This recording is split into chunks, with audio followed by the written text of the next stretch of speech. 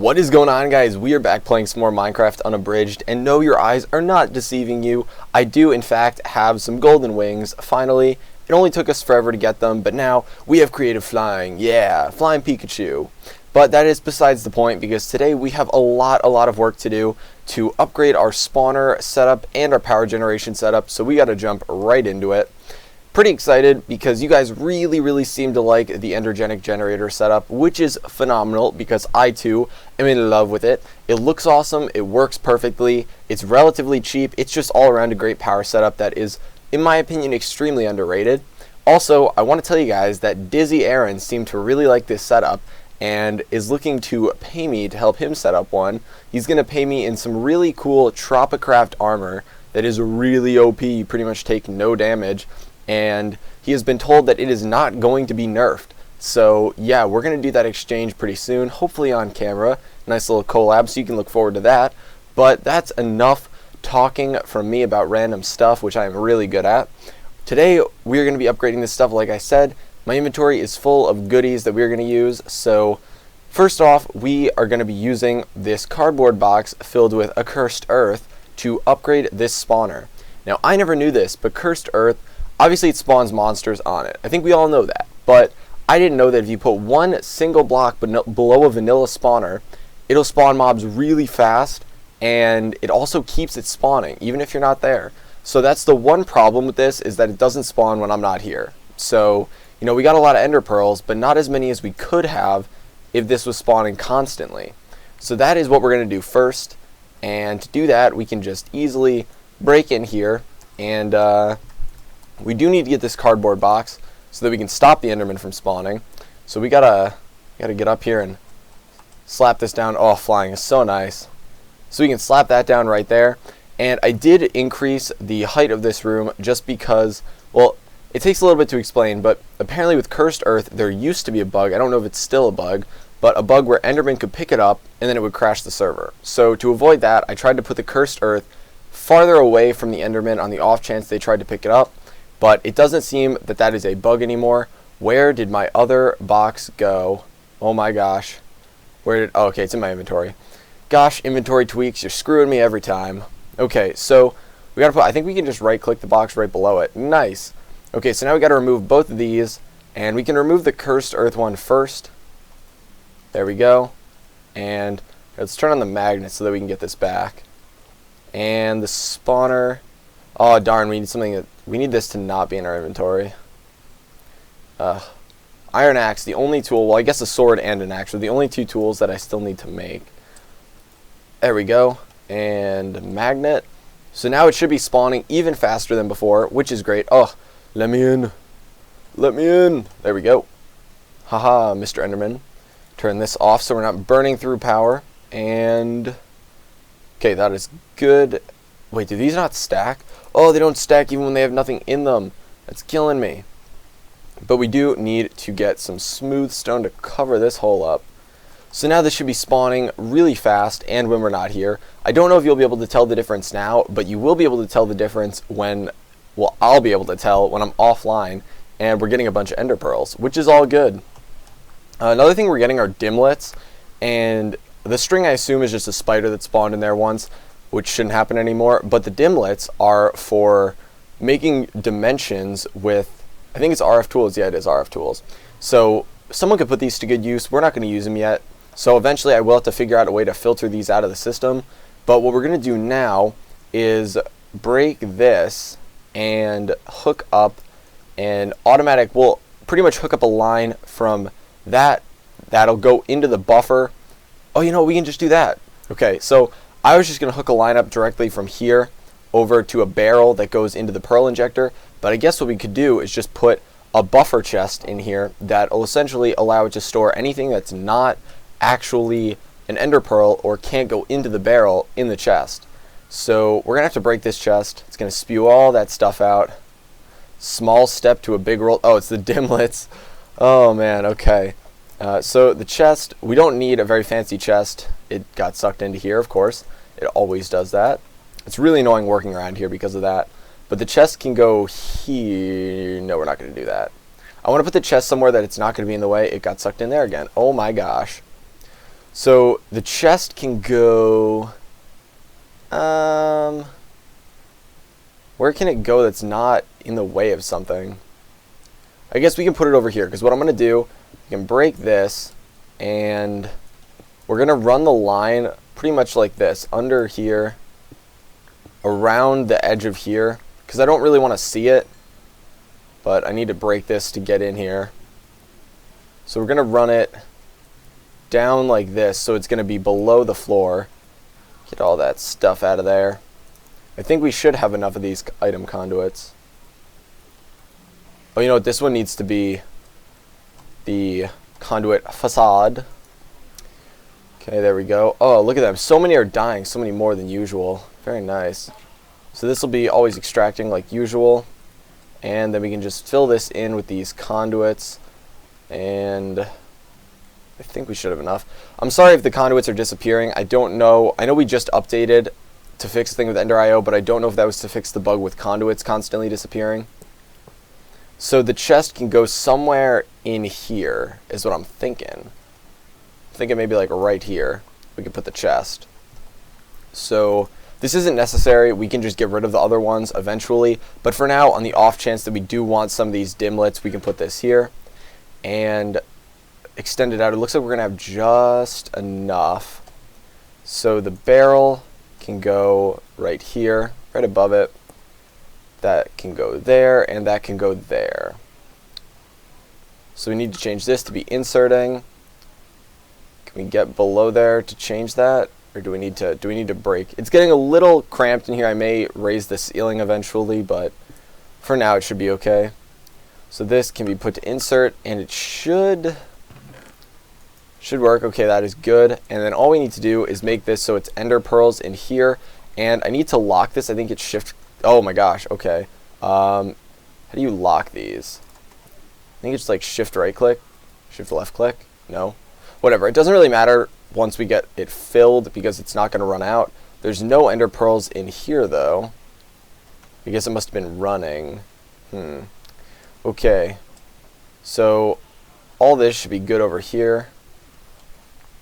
And I think it should be filling up this chest. Okay, so all that's going into this chest, and then this just needs to be insert, and this needs to be extract. I'm guessing it's got redstone signal on. So everything should go in here that can go in there, and then the dimlet should be left in here. And what that'll do is whenever they drop dimlets, and they don't drop them that often, or by chance anything else that they could drop, it'll go in this chest, and then this will be the buffer chest, and I'll cover this up eventually right here with a conduit facade, however you pronounce it. But for now we can just cover this bottom portion up and we should be good to go, at least on that front. And then what we can do is have that running constantly, and eventually I want to set it up so a redstone signal is activated when we have full power, and then that redstone signal triggers this right here, or it should trigger this one over on this side right here to only be working when it is not full. So I know a lot of people will do that with the big reactors, which is really easy because they can output their own redstone signal and pretty much just be looped back to itself. But I think this should be good now, and now we just need to set it up so it's pulling into this barrel. But I actually think I have some ender pearls in here, so we're going to take some of these out and put them in here just so it doesn't fully empty the barrel to start. And this can be put to insert. And can we access this one? We got to get down here. There we go. And this will be, whoops, there. So it should fill this up now. Very nice. Not too worried about the speed. It shouldn't burn through these that fast. And we can fill this up right here. Let's close this off. This looks a little gross. Okay, and then we just need to put the torch back down because it's getting slightly dark in here. And that should be good. The setup should be complete now. This is going to bother me if some of them are too high and some are 3 high. Man, it is so glitchy walking through here because everything's kind of like not a full block. Yeah, see, there's the conduit disappearing. So these things should die even when we're not here now, which will be really nice. So what we can do to check that out is, if we look at the map, you can see that there's endermen right now, right where we are. So technically we should need to be, I think it's 16 blocks of it. So let's fly away, and they would die, but we'll see if more spawn.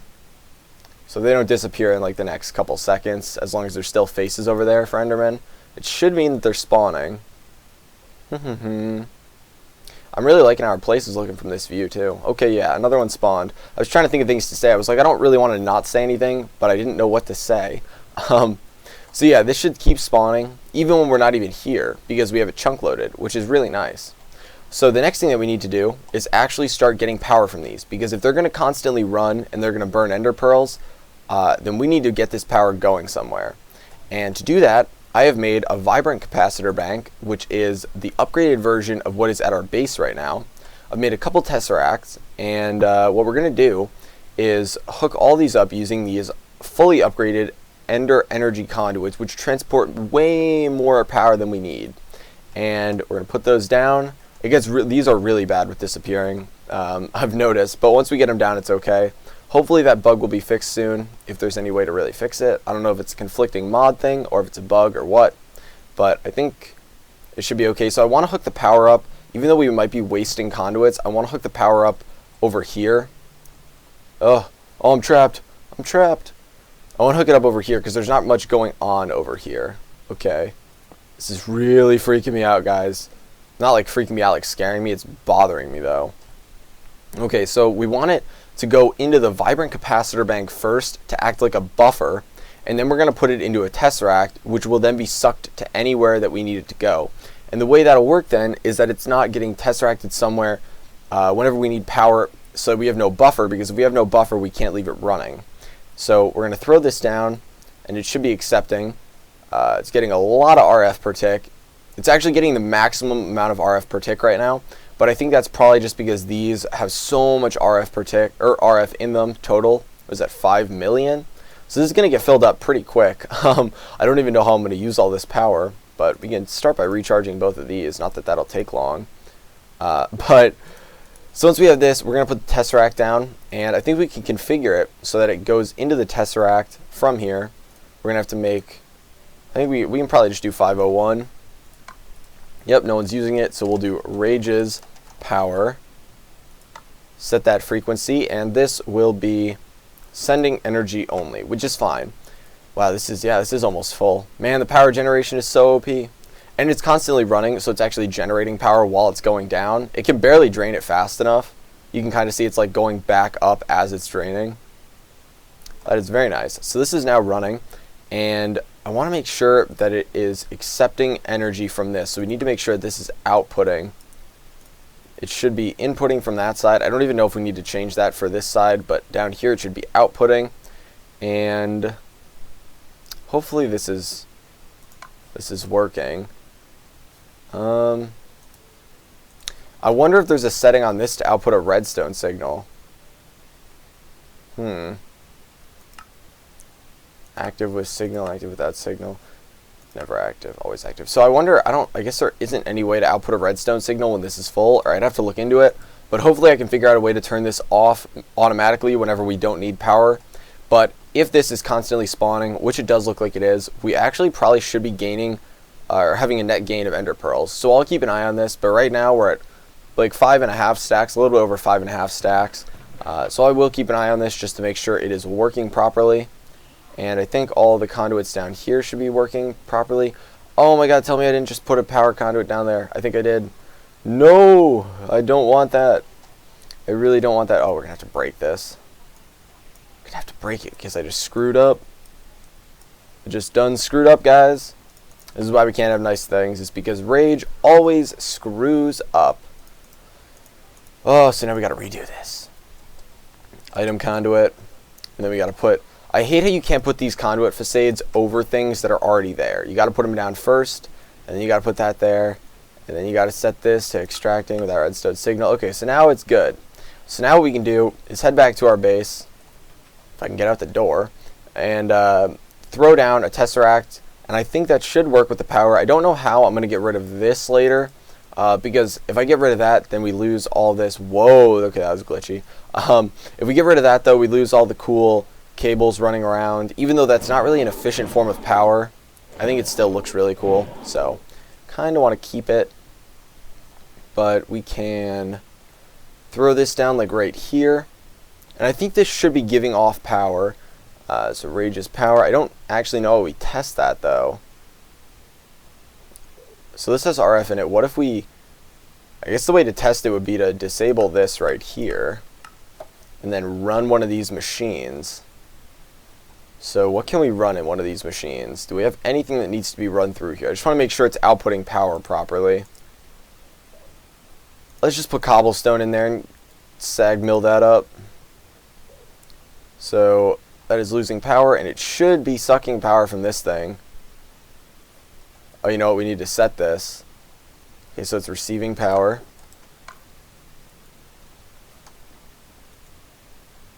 Is that actually outputting it through this? It looks like it's staying pretty stable.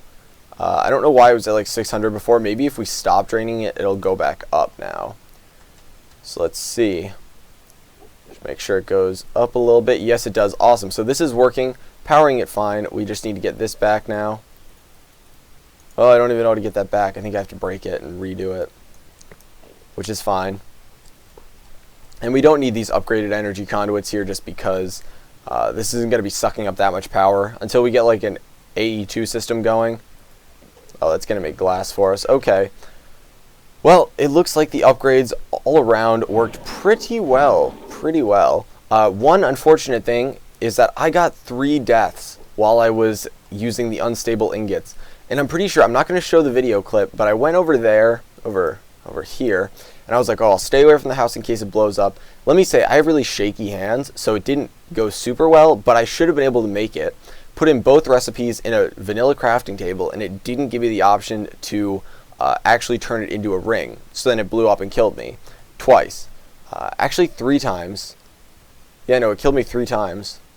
No, it killed me twice, and then I died once to the ritual. That's what it was. So that's how I died. Nonsanity had fun making fun of me for the first death. It seems like he took pity on me for the next 2, though, because he was on for both. They were in a matter of like 15 minutes. So that was unfortunate. But, yeah, that's the only bad news I have for today. But I wanted to say I really like that you guys are posting so many questions on the video. They all make me really happy. One of them, I saw one of the comments was like, I like watching the videos with my son, and I was like, that just made me feel so good. So if you guys are watching this right now, if you're listening, that comment made my day, because like, yeah, and I'm really happy that I'm trying better to be a family-friendly channel because of that. But yeah, I will be answering your questions probably tomorrow, so if you're seeing this video, be sure to get your last-minute questions in. Probably midday tomorrow I will post the video, because it's the weekend, so yeah, I have free time. But if you enjoyed today's video, guys, feel free to give it a like, and I guess I will talk to you later.